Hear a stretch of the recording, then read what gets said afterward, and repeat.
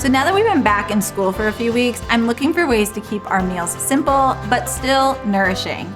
One of my favorite ways to do this, whether it's on the weeknight, a busy weeknight, or on the weekend when I just don't want to cook anymore, is with something called a grazing board. Now, grazing boards are awesome for a family because one, I can on the weekend pull from whatever I have left over in the fridge from the week or in the pantry to create this beautiful spread.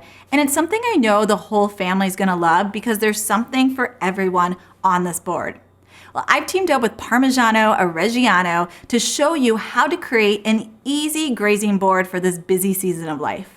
Now, grazing boards are a great way to get the kids involved in the kitchen. And my daughter, London, has actually become such a pro at it that many times on the weekend, she'll just make her own grazing board for lunch, which is great for me because less work having to make meals on the weekend.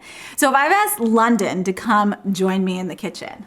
Hi. Hey, London, you ready to make a grazing board? Yeah. Okay, so to start, we always start with the cheese, right? Yeah. That's like the star of the show. So we always pull from whatever we have in the fridge. And generally that's Parmigiano-Reggiano and then maybe a couple other cheeses.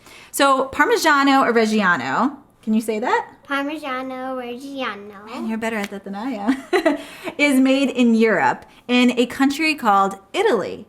And this cheese has been made the same way with very strict standards for 1,000 years now. That's a long time to be making cheese, right? 1,000 years the exact same way using just milk, some Mediterranean salt, and something called rennet, which like jump starts the fermentation process and develops this delicious cheese that we know as Parmigiano-Reggiano. So in order to find real Parmigiano-Reggiano when buying it in the block, you're gonna look on the rind and you're gonna find these engraved words that say Parmigiano-Reggiano. Yeah, and that's how you know you're getting the real authentic deal made in Italy in that small region with those strict standards. Okay, so let's chop this up and let's lay it out on our board to start building. Okay.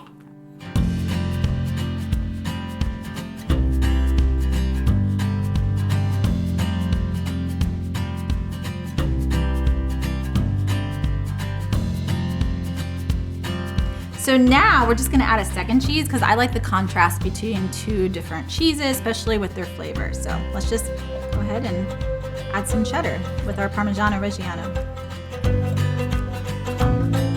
I always like to add some type of meat. You don't have to do this, but something that I find complements the cheese really well. So here we just have some salami and prosciutto we're gonna add. And for the salamis, I find it just adds this really fun decorative appeal if you kind of fold them up when you put them on the tray. So we're gonna add this to our board.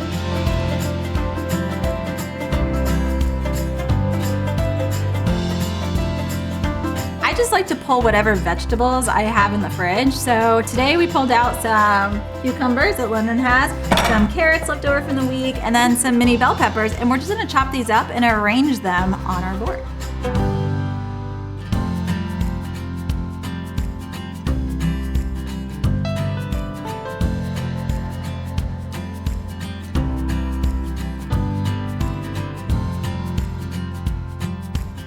So next, I always like to add some type of fruit, maybe 1 to 2 fruits. I always think about what I have in the fridge and whatever is seasonal. So London pulled out some strawberries, I pulled out some cherries, and we have some grapes. I don't know if all these will fit, but I just like to do little pockets of fruit here and there.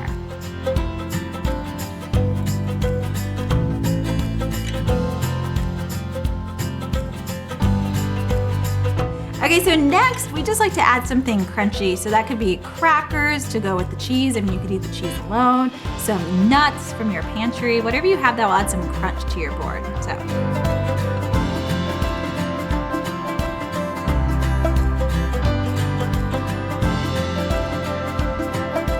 You can think about adding some extras, whether that's a dip like hummus or some homemade ranch. You could add in some olives for that saltiness. You could even add in some chocolate if you wanted something to have dessert on your board. So I am going to add actually this entire container of olives because we love olives. In London, you want to add maybe a couple pieces of chocolate? Ooh, that's okay.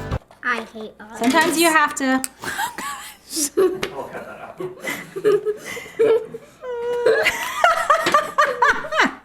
Okay, so there's our grazing board. It looks Incredible. So we used our star cheese, which is parmigiano-reggiano, and then from there, whatever we could find in our fridge and our pantry to build this beautiful board. And now let's go eat it. So I hope you'll give this a try. It's such a simple meal and everyone in our family loves it.